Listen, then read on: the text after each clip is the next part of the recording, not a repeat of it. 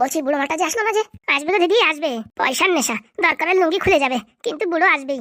বলছি দিদি, আমাদের কি ও টাকা দেবে? যে কল পাঠাইছি 4 দিনে 5,000 টাকা সুদ দিচ্ছি, দেবে না মানে? ওই যে আসছে। বলছি কি আমার কি আসতে লেট হয়ে গেল? না না, আপনি ঠিক টাইমে আসছেন। আমরা হেঁটে হেঁটে আসছি তো, তার জন্য একটু আগে আসছি। বলছি টাকাগুলো হাতে রেখেছো কেন? ও বাবা, তো কি হয়েছে? না না, হাতে রাখার দরকার নেই, দিনকাল ভালো না, বুঝতে পেরেছো? এই যে আপনার টাকা, 55,000 টাকা। তা বলছি ওই সুদের টাকাটা দিয়ে মেইন টাকাটা রেখে দাও, ওটা তো তোমাদের লাগবে নাকি? বলছি আমাদেরও লাগবে টাকা। অবশ্যই, কিন্তু সুদ যেন আমার প্রত্যেক সপ্তাহে দেওয়া হয়। একদম। বলছি মামুনি, তোমাদের তো চিনি না, ওই দুজনটা তো চিনি। আমরা হলো দিদির বান্ধবী। হ্যাঁ হ্যাঁ, আমরা একই সঙ্গে পড়াশোনা করেছি, বুঝতে পেরেছো? বলছি টাকা নিয়ে কোনো টেনশন না, আমি দায়িত্ব নিচ্ছি। আমাদের একটা সমিতি আছে, আমরা সমিতিও চালাই। ও, তাহলে তো কোনো সমস্যাই নেই। বলছি সমিতির থেকেও তো সুদি টাকা দেয়? আমাদের নতুন নতুন সমিতি তো, এখনো বেশি টাকা পুঁজি হয়ে পারেনি। আচ্ছা, বলছি এইখানে 4 লাখ টাকা আছে, নাও ধরে নাও। বলছি এই মেইন টাকাটা তোমরা রেখে দাও, আর প্রত্যেক সপ্তাহে 4 জনের কত টাকা করে সুদ হবে, বুঝতে পেরেছো তো? হ্যাঁ হ্যাঁ, ওই তো 10,000 টাকা করে। হ্যাঁ, প্রত্যেক সপ্তাহে মানে 40,000 টাকা করে দেবা তোমরা 4 জনে মিলে, ঠিক আছে? ওসব নিয়ে কোনো টেনশন করার দরকার নাই, সব ক্লিয়ার হয়ে যাবে। বলছি আধার কার্ডগুলো এনেছো? হ্যাঁ এনেছি, সব অরিজিনাল। আরে বাবা, আমি জেরক্স চেয়েছি যে। আর বলবেন না, আসার সময় কারেন্ট চলে গেছে, তার জন্য জেরক্স করতে পারিনি, আর ফটোগুলো বের করতে পারিনি। কালকে সকালবেলা আপনাকে দিয়ে দিলে হবে না? হ্যাঁ হ্যাঁ, হবে না কেন? দাও দেখি সুদের টাকাটা দাও, নিয়ে আমি হাঁটা দিই। বলছি একদিন আমাদের বাড়ি আসবেন, খাওয়া দাওয়া করে যাবেন। আচ্ছা। দে রে শকু, 5,000 টাকা দিয়ে দে। এই নিন, ধরেন। বলছি টাকাগুলো গুনে নাও, আমি বসে আছি। না না, গুনার দরকার নেই, আপনার উপর আমাদের যথেষ্ট ভরসা আছে। কি বলছো? এতগুলো টাকা তা আবার গুনে নেবে না? আপনি যেমন আমাদের উপর বিশ্বাস করে টাকা দিয়েছেন, আমরাও বিশ্বাস করে আপনাকে ভরসা করেছি। সত্যি তোমরা খুব ভালো মানুষ। বলছি এখন তোমরা তাড়াতাড়ি চলে যাও, বুঝেছো? এত টাকা নিয়ে এইভাবে থাকাটা ঠিক হবে না। হ্যাঁ, আমি চলে যাচ্ছি। আচ্ছা। বলছি এই প্রত্যেক সোমবারে, বুঝতে পেরেছো, আমি এখানে আসবো, আর ফোন তো করবোই তোমাদের। ওই মোটামুটি 40,000 টাকা নিয়ে আসবা। আচ্ছা। তাহলে আসি। আচ্ছা। সকালবেলা জেরক্সগুলো কিন্তু পাঠিয়ে দিও। হ্যাঁ হ্যাঁ, আমি নিজে এসে দিয়ে যাব।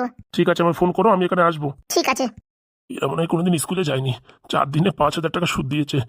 আরও এক এক সপ্তাহে 4 লাখ টাকায় 10,000 টাকা করে সুদ, মানে 40,000 টাকা। কদিনেই তো টাকা ডবল। যাই দেখি, তাড়াতাড়ি বাড়ি যাই। বাড়ি যাওয়ার সময় আজকে একটা বড় দেখে একটা ইলিশ মাছ নিয়ে যাবো। চলো দিদি, দাঁড়া একটু দাঁড়া। বলছি টাকাগুলো পুরো আছে তো? একদম। ওজন থেকে তো মনে হচ্ছে আরো 2-4 টাকা বেশি হবে। বলছি বুড়ো কি ক্যাবলা নাকি? হ্যাঁ, কোনো কিছু ছাড়াই টাকা দিয়ে দিল। বিশ্বাস রে, বিশ্বাস জোগাতে হয়। 50,000 টাকা নিয়ে 4 দিনে 5,000 টাকা ফেরত দিছি না, তাই শুনেই পাগল হয়ে গেছে।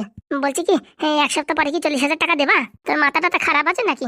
বলছি এমএলএ বাবুকে একটা মেসেজ দিয়ে দাও। কোনো মেসেজ ট্যাসেজ হবে না, ডাইরেক্ট কল। বলছি তারপর ওনার বউ ধরলে?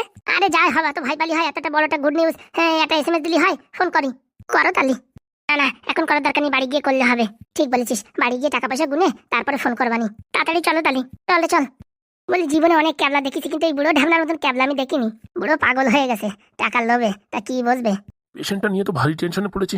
ওর রক্ত গ্রুপও ও নেগেটিভ, এখন কোথায় পাবো? বলছি স্যার ডেকেছেন? বলছি ভীষণ একটা সমস্যার ভিতরে পড়েছি। কি সমস্যা স্যার? তোমার যে বন্ধু। হ্যাঁ হ্যাঁ, আমার বন্ধু কি হয়েছে? কিচ্ছু হয়নি, ওর একটু শরীরে রক্ত কম আছে, রক্ত দিতে হবে। হ্যাঁ স্যার, দিন তো স্যার, হ্যাঁ আমার সব রক্ত বের করে দিয়ে দিন। তোমার কি গ্রুপ? ওসব গ্রুপ ফ্রুপ জানি না, খপাত করে নিয়ে ঘপাত করে দিয়ে দিন। আরে বাবা, ওই বললে তো হবে না, তোমার বন্ধুর হচ্ছে কি ও নেগেটিভ। হ্যাঁ হ্যাঁ, আমার মনে পড়েছে, আমার ও পজিটিভ। ও পজিটিভ হলে তো হবে না। বললি হবে নাকি? হ্যাঁ, হবে না মানে? আপনি দিয়ে দেখেন, কাজ করবে।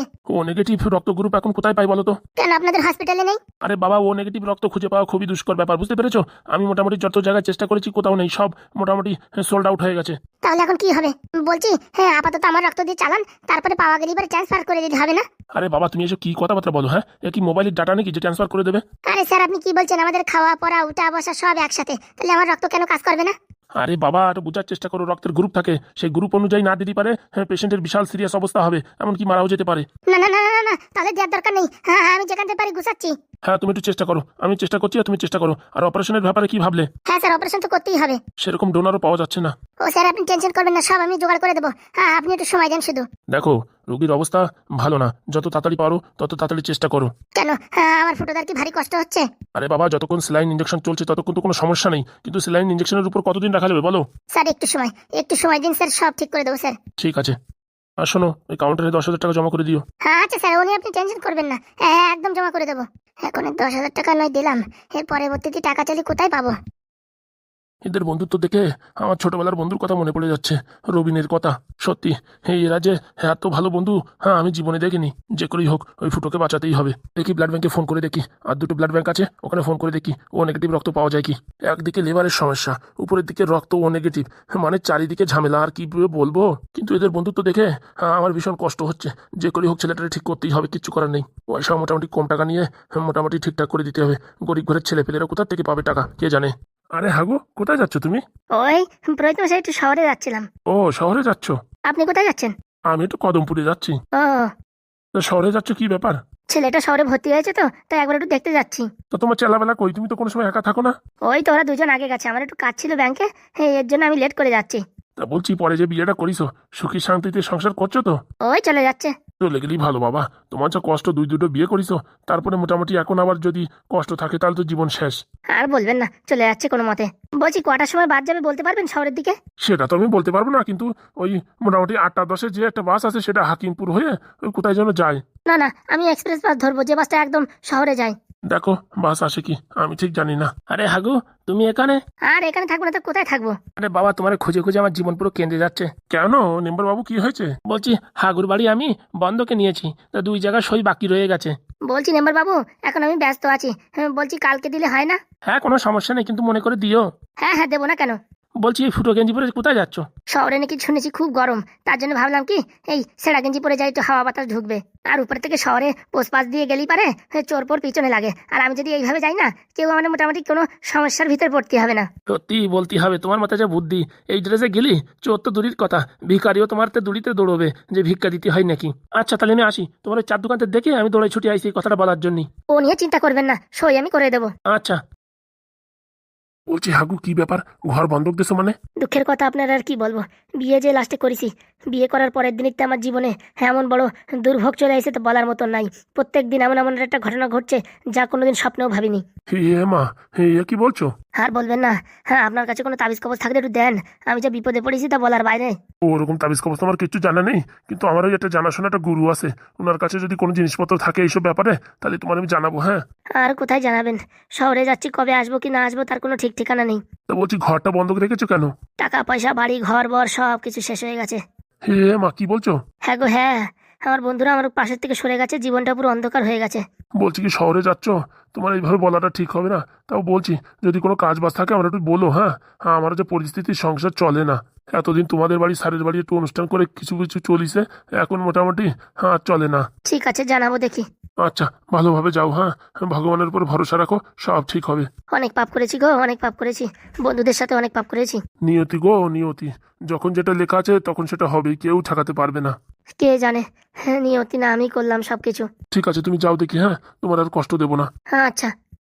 বিকেল গড়িয়ে এলো, হ্যাঁ এখনো হাগু বাড়ি এলো না, কোথায় গেল কে জানে। নির্ঘাত মনে হয় স্যারের বাড়ি গেছে টাকা জোগাড় করতে, না হলে কোথায় যাবে। আর ভাল লাগে না, শুধু শুধু উল্টোপাল্টা কথা বলে দিচ্ছি, এখন সোনার হরিণ হাতের থেকে বেরোয় গেছে।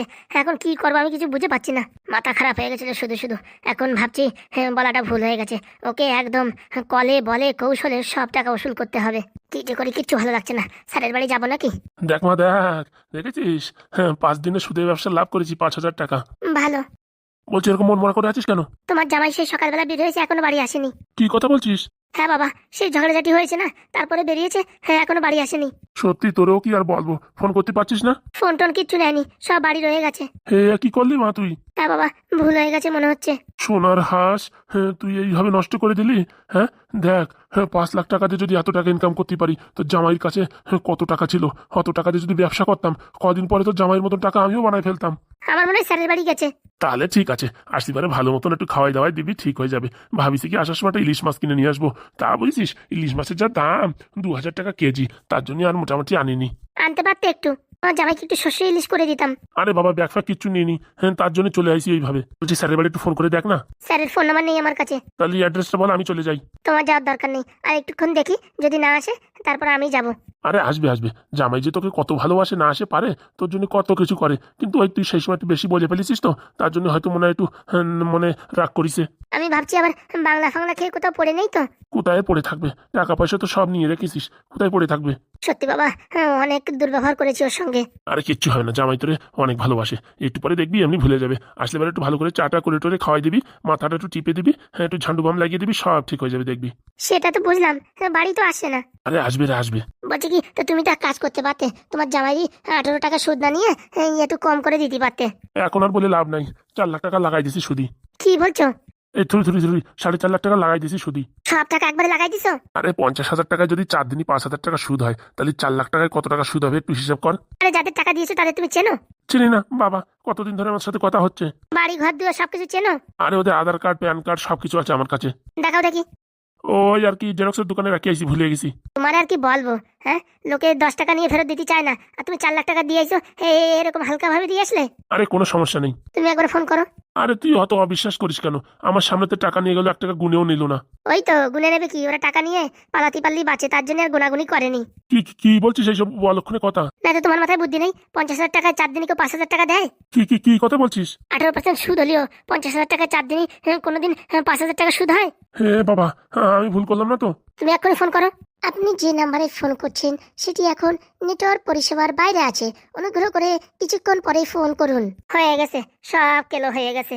আরে না মা, ফোন লাগবে, একটু আগে আমার কথা হয়েছে, ওদের বাড়ির ওখানে মানে সিগন্যাল নেই, একটু পরে মেসেজ আসলেই ফোন করবে। তুমি ওই নিয়ে পড়ে থাকো। আরে এইসব উল্টোপাল্টা বলে আমার ব্লাড প্রেশার বাড়াস না, আমি দেখে শুনে সবকিছু দিছি, তুই ফালতু ফালতু এইসব কথা বলিস না। যদি লস খাও তখন দেখো। এইসব কুলক্ষণে কথাবার্তা বলবি না তো, হ্যাঁ? সাত সকালে জামাইয়ের সাথে ঝগড়া করেছিস, আর এখন আমার কুলক্ষণে কথাবার্তা বলছিস। হ্যাঁ, এখন আমার উপর দোষ দিচ্ছ? শোন, তুই অত জ্ঞান দিস না, তুই আমার মেয়ে বুঝতে পারছিস, আমি তোর বাপ, আমি হচ্ছে হরিধর, আমি অত কাছে কাজ করি না। ঠিক আছে, ভালো হলে তো ভালো, আর যদি টাকা চলে যায় তখন দেখো। তুই অত ঘন কথা না বলে তোর স্বামীরই খোঁজ, সকালবেলা যে খিস্তি খামারে দিছিস, সোনার হাঁসটাকে বাড়িতে বের করে দিছিস, যা খোঁজ। আর ভাল লাগে না। নিজে জামাই উল্টোপাল্টা বলে বাড়ি থেকে বের করে দিছে, আর সব রাখা এখন আমার উপরে খাটাচ্ছে। হ্যাঁ, আমি মনে হয় সুদীর ব্যবসা পারি নে, সব সকালে মাথা খারাপ করে দিল। আমার এত বিশ্বাস করে, সবকিছু দিয়ে দিয়েছে, রেশন কার্ড, প্যান কার্ড, গোষ্ঠী ভরে সবকিছু, আর মেয়েটা এসে মাথায় একটা কুবুদ্ধি দিল, এখন আমার ব্রেন শর্ট হয়ে গেছে, মনে হচ্ছে এখন এটা বাংলা খাতি হবে। প্রায় 1 সপ্তাহ হয়ে গেছে বাংলা ছাড়িয়ে দিছি, হ্যাঁ এখন এরকম একটা টেনশন দিল, মাথার উপর মনে হয় কি 13 কিলো ওজনের একটা ইট দেখে বাড়ি দিয়েছে। আর কি বলবো, মেয়েটার জন্য আর পারি না। দেশ এখন জাতি হবে, মনে হচ্ছে নান্টুর দোকানটা একটা বাংলা খাতেই হবে। মাথা খারাপ করে দিল সকাল সকাল। বন্ধুরা টেনশন নিয়ে না, এটা মাথা খারাপ করে দিয়েছে, তার জন্য ভিডিও আজকে ছোট দিচ্ছি, কাল তো বড় দেবো, ঠিক আছে?